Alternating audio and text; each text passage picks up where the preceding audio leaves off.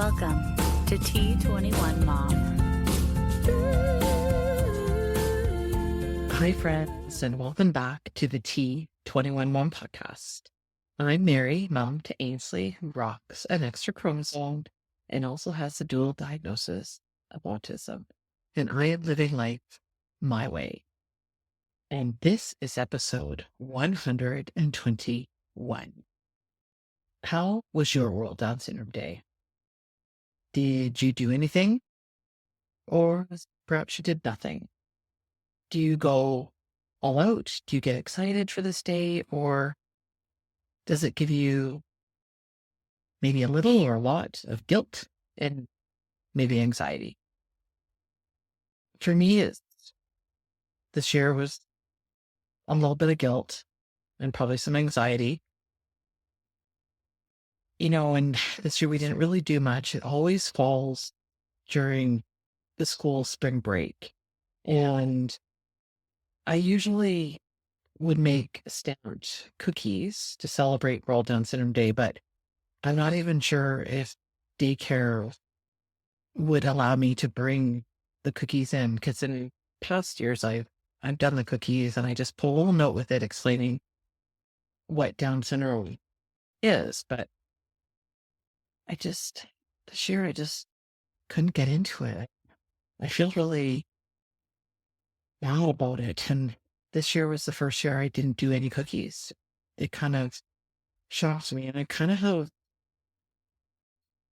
do have a lot of guilt about this. I feel like I should be doing more, and especially around this day, everyone's all pumped up about it and doing their socks, and like literally all we did was wear mismatched socks and a Down syndrome t-shirt, and that was it.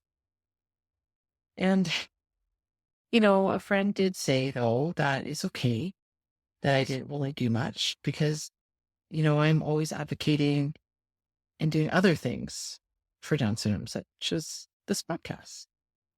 But I'm also finding it harder as she gets older to do these celebratory things. I'm not really sure why I feel that way or why I feel it's harder. It just is. I don't know. Maybe I'm more tired. I'm not sure. But I feel like I should be going into Ainsley's school and I should be talking about Down syndrome and the significance of World Down Syndrome Day. And I only kind of did that in I think the first couple of years, but then COVID hit and that kind of just changed everything. I've never done it again. And, so I do feel I should be doing more, and I'm not sure how or what. But this year, because World Down Syndrome Day, it fell on Thursday, which is actually my one night a week that I go to my little knitting group. I only can really get there for the last hour, but we meet at a local Starbucks, and, I really enjoy it. I've been going for a couple of years.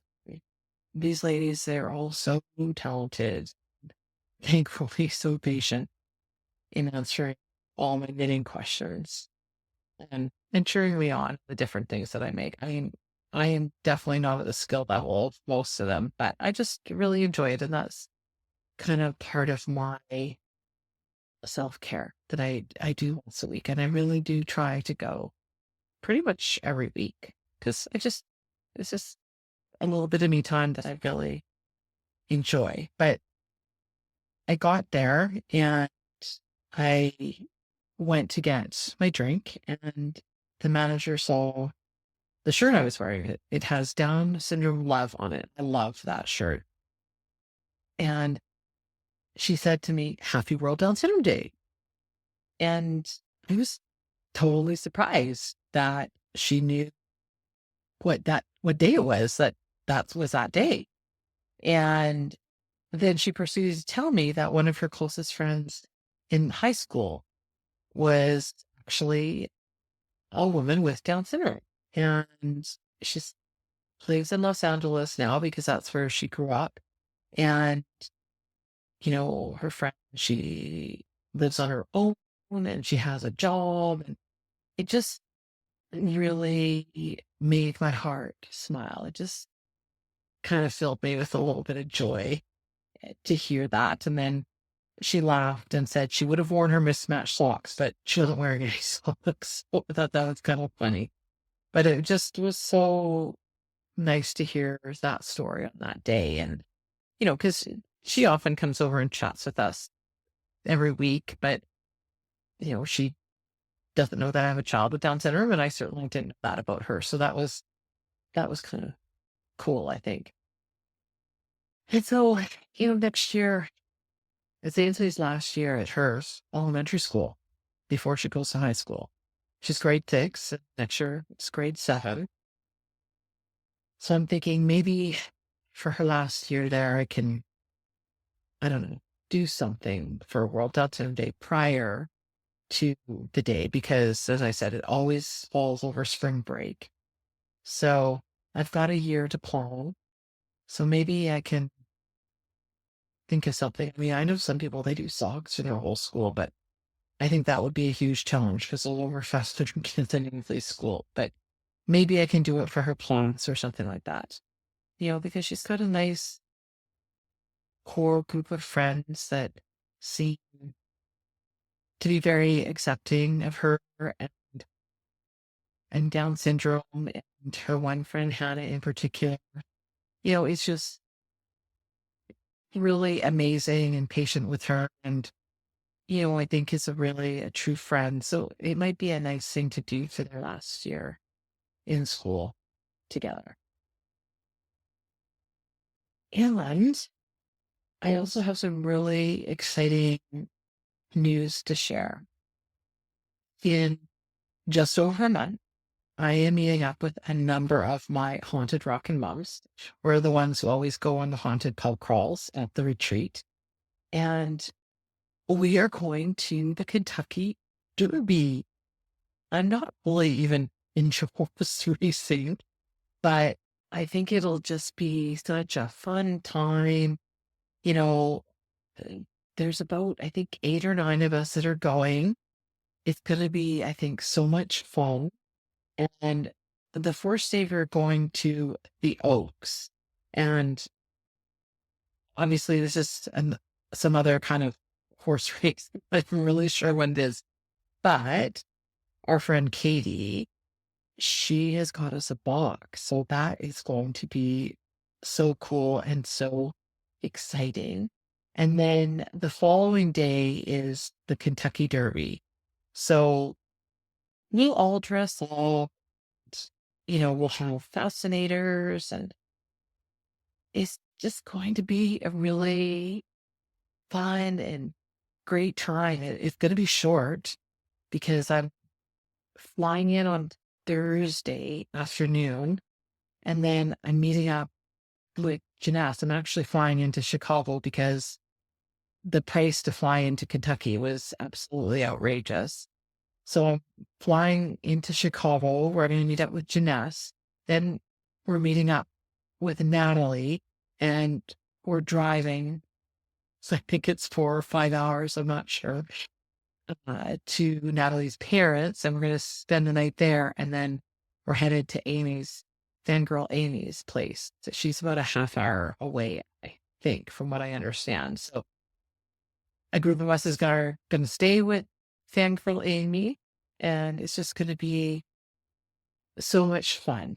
I really love all you ladies, and we have like a group chat, and we talk every day. And this is how I have been keeping up with all these ladies and what everyone's going through. We support each other during the tough times, and we celebrate all the good times. So it's been really amazing. So I'm just so excited to see some of them, kind of at the halfway point of the year before the retreat. And then I'll see all of them in September, the very end of September at the retreat, which this year is going to be in Vegas. So that is very exciting.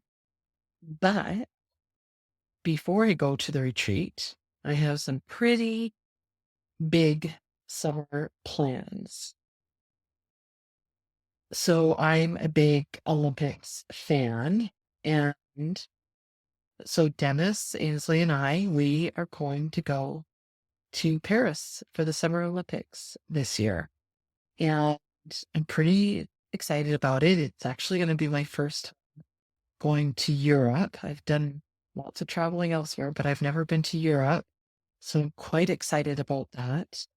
And Ainsley hasn't been on a plane since she was a baby. So I really hope that this goes well. I mean, she did pretty good back then. We did 2 plane rides in her first year of life. So fingers crossed that it goes as well this year. I mean, I'll have an extra set of hands to help me this time. Last time I was on my own, doing it all by myself. It was a bit scary, but I'm I'm pretty confident we'll do fine this time. Ainsley's generally pretty chill. I think if she has her iPad, she'll be good. But it is a long flight to get there. There are no direct flights, so it will take us a while to get there, but we'll figure it out. And also my younger brother and his family will also be there too. So that will be lots of fun because I'm sure we'll hook up uh, while we're there and hang out and go to some of the events together. I'm sure it'll just be a super amazing time. And also, as I've previously mentioned, I was looking for diagnosis stories. So I've been talking to a number of moms about their diagnosis stories, and it has been so much fun. I've really loved hearing all these stories and truly how different they all are. It's really quite amazing. And I just love hearing these stories and how it's impacted these different women and their families and to hear where they are today. It's really been amazing. And I'm really looking forward to sharing those stories with you. So those stories, fingers crossed, will start next week. And if you're interested in sharing your diagnosis story, I would love to hear it. You can drop me a line at my website at T21Mom.com, and I'll be for sure to get back to you and just give me a little synopsis of your diagnosis experience. Maybe you had a good one, maybe it wasn't so good. Share how you're feeling and, how it's changed you. So keep on loving on your rocking kiddos, and I will see you next time.